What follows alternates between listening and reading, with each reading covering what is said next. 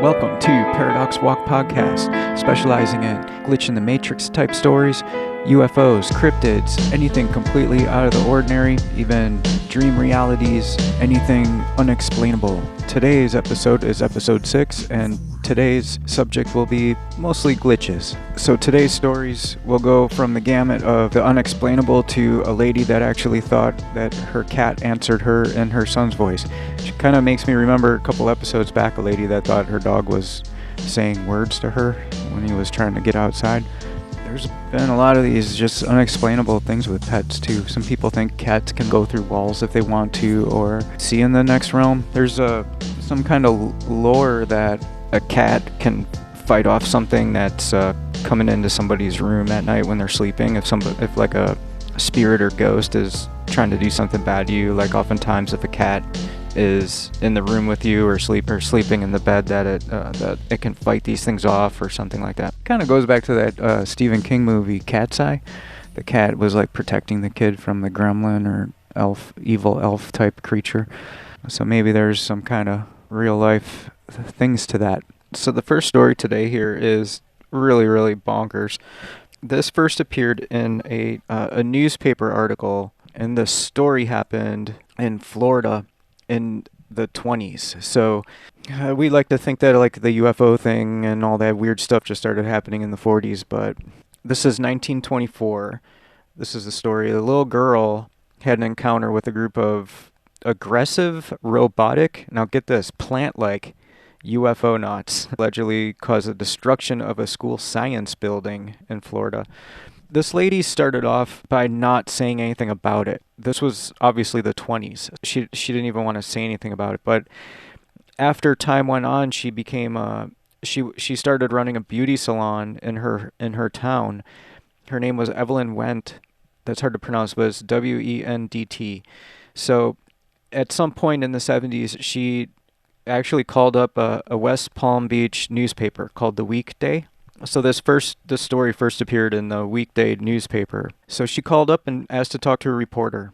So after receiving a call, the newsman met the hairstylist and started writing down her story. Soon after, the article was published with the opening line, like the headline said, "Mrs. Evelyn Wendt has carried a secret for the past 50 years. In 1924, she saw and talked to people from a UFO." So I'm going to kind of skip around here and just get right to her story. She was playing on the lawn of her St. Joseph School in Pasco County, Florida. And again, it's 1924. She said that she suddenly noticed a glowing egg-shaped object resting on the ground nearby.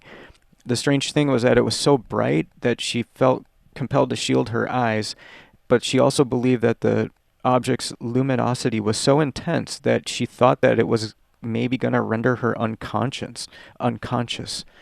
So she thought the brightness of this thing could have knocked her out. I don't know how you would think that, but that's what she was thinking of it. The egg abruptly dimmed, and she said that it revealed itself, like its like true form or whatever, as leaden, like I guess she means like lead, but pockmarked. I don't know how to describe that except like if it was like metallic, like it had a lot of dents. And it was a saucer-like object. And then as she watched, a hatch opened up on the side of it, and out poured its odd occupants. And this is her words, quote, "Little people emerged. I think they were robots. I tried to count them, but they changed about so. They were smaller than I was and resembled animated flowers with faces where the bud would be. Remember, I was just a bitty thing then, and kids don't fear flowers," end quote. Maybe what she means by that, like if I was there, I would be like, do you think they were trying to turn into something on purpose for you not to be afraid of it? That's what it sounds like to me, because, I mean, I can't imagine like these things really looking like that, right? So according to her, these robo-flowers were carrying what she assumed to be some kind of weapon, and they were trying to aim it towards the school science building. And then since these little creatures were so small, what she did is she offered to assist them. So she wanted to help them carry their big weapon. She guessed it was some kind of like energy weapon. And she was like, she offered to help because they were having a hard time like carrying it around. So she went to pick the thing up, and she said that it was so heavy that she couldn't even pick it up either. She couldn't even budge it. So she couldn't even shift it from side to side. So, according to her, this is again her quote, "I wanted to help them. They were so small. I was going to assist, but the creatures, they let me try. But I couldn't even budge the machine."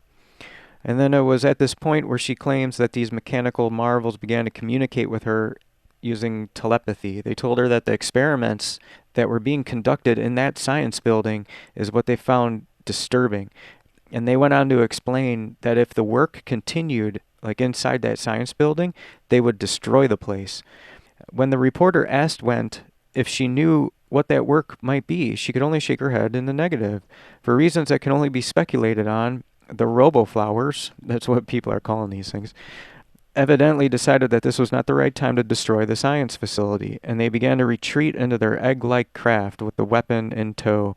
One of the entities invited Wendt to come with them. Although she was intrigued by the prospect of seeing inside of this extraterrestrial vehicle, the child ultimately declined. Nevertheless, the entity swore that they would return, and according to her, they promised to come back for me in 35 years.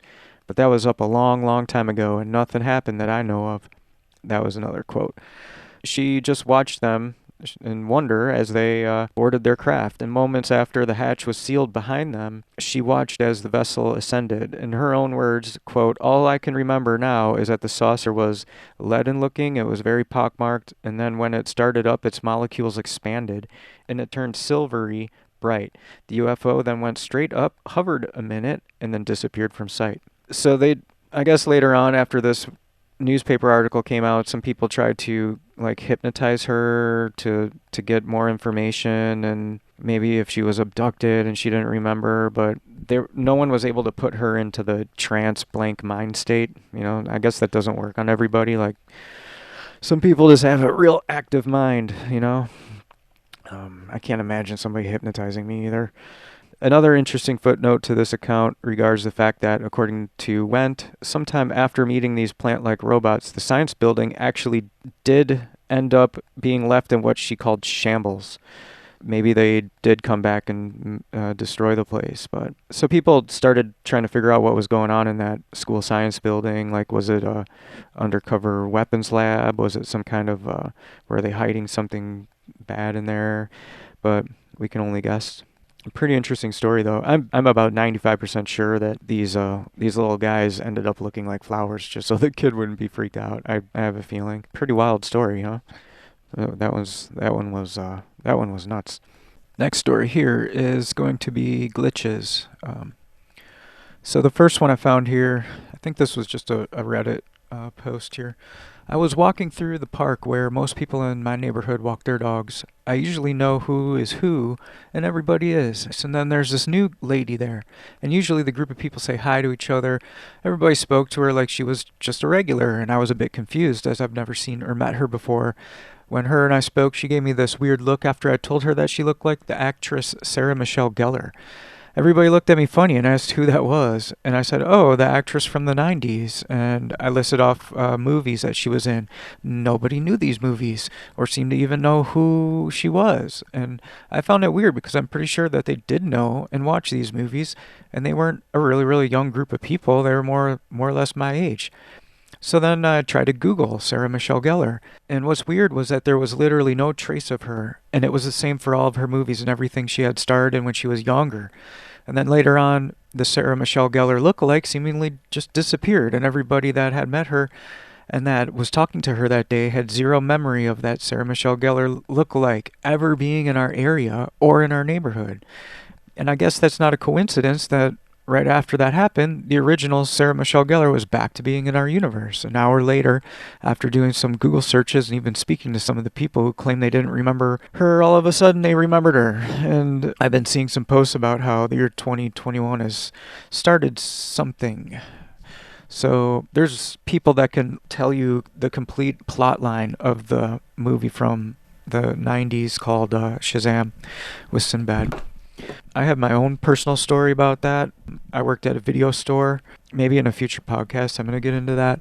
But I did work at a video store, and not only do I have an anchor memory of it, but I thought it was the weirdest thing in the world that somebody wasn't getting sued over a box having Kazam with the genie coming out of it, in one aisle, and then like on the new release wall, because Sinbad was more like a famous like hot comedian back then. He was really popular. That his was on like the main wall. Like at the video stores when you'd walk in, they'd have like the DVDs on the wall, and his was on the wall. And I remember just that, to me it was weird back then. I was like, why would they do the same, basically the same looking type of thing? Like, how could they?